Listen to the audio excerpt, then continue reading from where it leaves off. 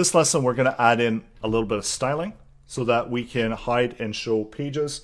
So by default, we're going to use a style tag. And by default, what we want is for page, so all the class page, and using display, and we're not going to show any one of those pages until they're ready to be shown, of course. And then we'll add in another class, so we'll call it visible. And this is the one that's going to toggle the visibility of the pages, and we'll use display block in this one. So this one will make it visible. And we're going to control all of this, of course, with JavaScript.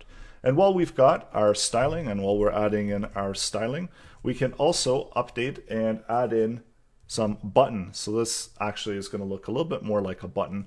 So setting up as a pointer, maybe all buttons or most buttons will have some type of padding. And then we've got our border.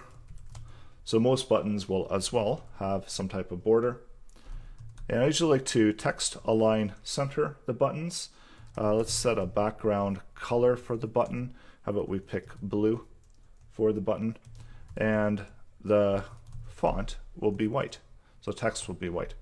So let's refresh. And we see, of course, that our buttons are not visible quite yet. So we want to make sure that we make them visible. So when we load the game, let's set that up, and we're going to set and make it visible. And I'll show you how to do that. So we are on the main class. So this is the one we want to use, and we want to make this one visible. We've got that within our play area main. So when our DOM loads, so we've got our DOM loaded, our get data, I'm going to use that play area main and apply a class to it. So do class list. And in order to add a class to any element, you can use class list add in JavaScript. So that will add visible to it. So when I refresh, there's our buttons. We can see them again. Let's clean this up also. So we are going to get rid of that second button because we don't need it.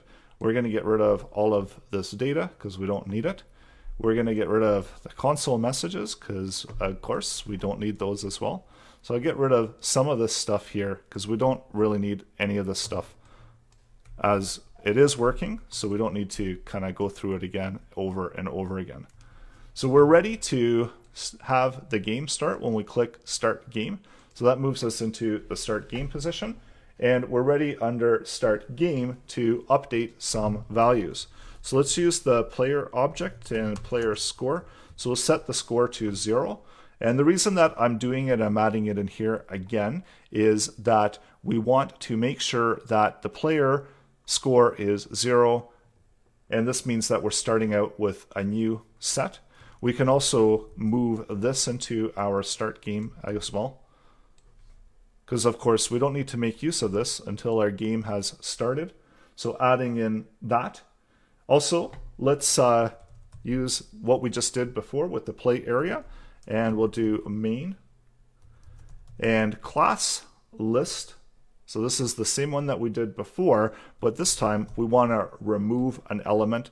So we're going to remove visible from that class. So we've added it up here to make it visible.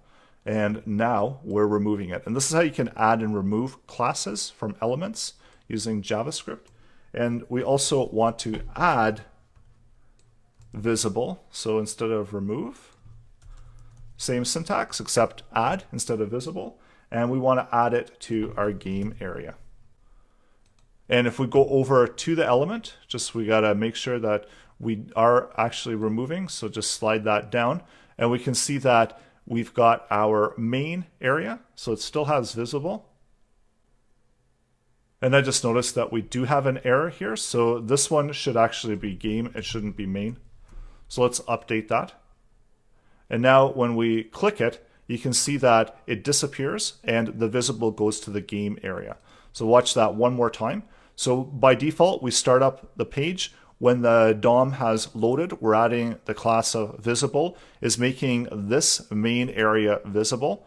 And when we click it, we hide it, and we're removing out the visible class. So that's making it not visible, and it's adding visible class to the game area. And this way you can have multiple pages, and you can have multiple pages and apply that same structure in order to add and remove classes and hiding various pages as needed. Go ahead and add this into your project.